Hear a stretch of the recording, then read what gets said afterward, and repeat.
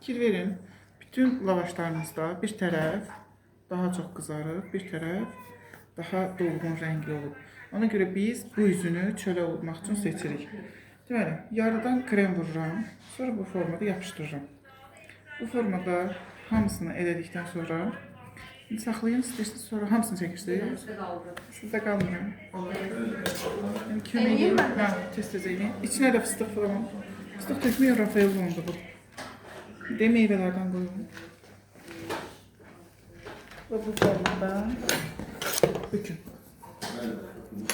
Şeylərini ağac. Evi şəkər buradır. Belə. Bəsdir bir belə. Mən dedim axı, bu üzünü seç. Digəri ləkəlidir. Düzgün seçin. Baxın, bura. Mən də qızarmışam, o kremi çox. Yaxşı. Bu üstə qalmalıdır. Meyvə qoyun zəhmət olsun içinə. O içdə qalmalıdır. İç. Hə. Belə olmalı. Meyvə qoyun zəhmət olsun içinə. Bu eyni şeydir, bax. O üz qəşənglikdir, ora elə. Hələ bu Ha, çölə çölə qalsın. qalsın. Bu ümumiyyətlə qəşəng deyil. İki tərəfdə yanır. Onu dedim, artı vardı orada. Axırıncıdır, sonuncudur. Dadı və